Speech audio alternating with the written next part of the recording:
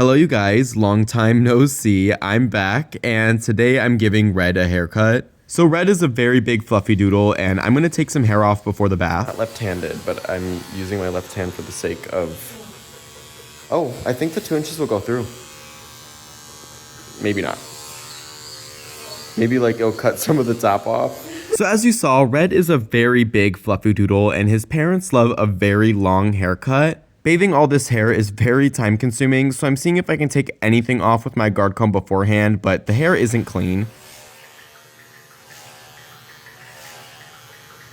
So I'm using the 2 inches, but it's not really going through because the hair is not super clean, but they honestly do like a really good job at taking care of this dog. Like, there's no mats at all. So I'm just trying to take some of this off before the bath, even though it looks kind of choppy right here. It's really because like 2 inches is just, it's such a hard length. And honestly, we don't really use this guard comb that often because it is such a difficult guard comb. Because if there's any inconsistency in the coat, like there's dirt or it's not fully brushed through, it won't go through. Like honestly, I don't even know if it's even worth it for me to do this. Yeah.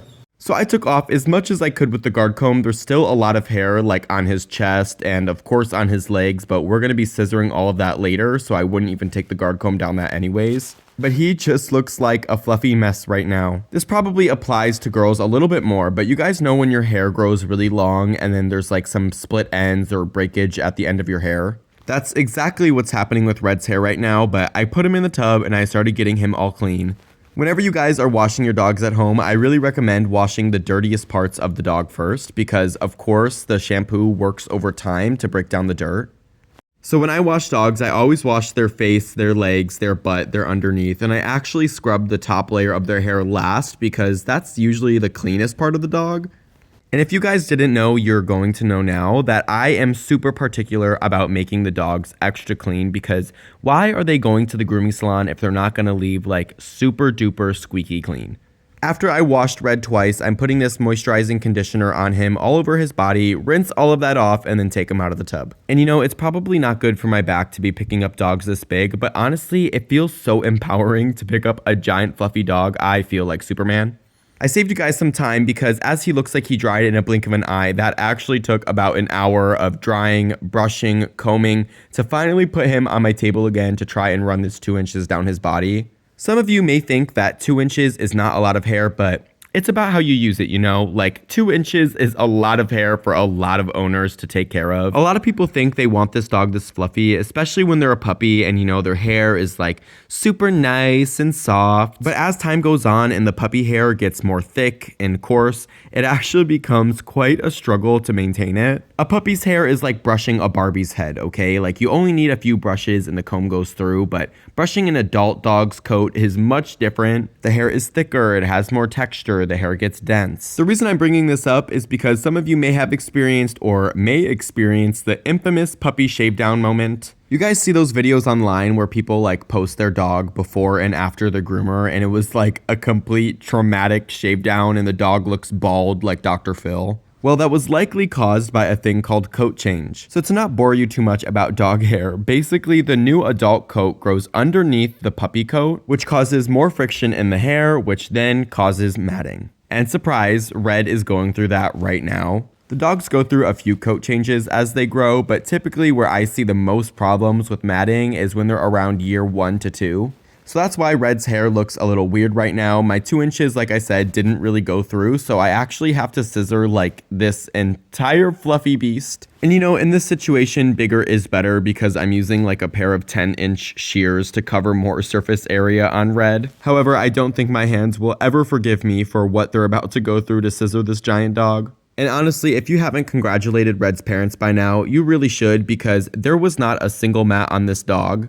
Which with the amount of hair he has and the fact that he's going through coat change means they are really on top of brushing and know what they're doing to take care of him. I would definitely be lying if I said I would like to do a dog like this every single day, but you know, once in a while when you have a giant doodle that's super fluffy and the parents actually take care of him, sometimes it's nice. Also to mention, Red is just a super pop star icon. Like, he is so good for everything. He doesn't move a muscle, and you know, this is a long process. He did actually have some shave spots on his feet and his leg because apparently he was playing in the dog park and he got his dew claw stuck. The dew claw is like the little nail on the side of their arm, and he actually had to get it removed, so he is missing a dew claw. So I just about finished scissoring up around his body, and I scissored up one leg and I'm working on his front left leg. I honestly don't even want to tell you guys how long this haircut takes me because it's a very long time. And so far he's been on my grooming table alone for over an hour, and I still have to do the rest of his legs and his head.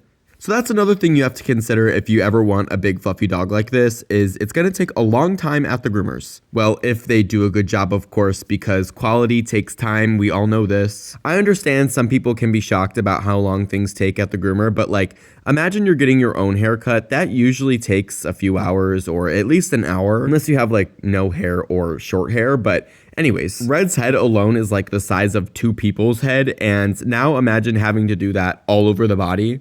I'll tell you guys how long this haircut took me at the end, but you know, there's so many factors that go into how long your dog takes at the groomer.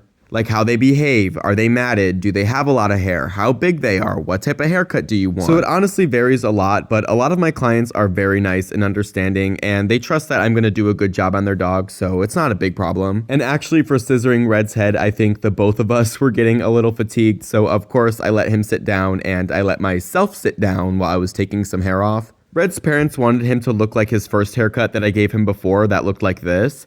However, Red, like I said, is going through coat change. The hair is a lot thinner in some areas, so it's actually gonna be really hard to replicate what he looked like before because his hair's not like that anymore. And this actually happens a lot where people bring us photos of their dog as a puppy and want them to look like a puppy again. And of course, I do the best job that I possibly can, but it's just not like that.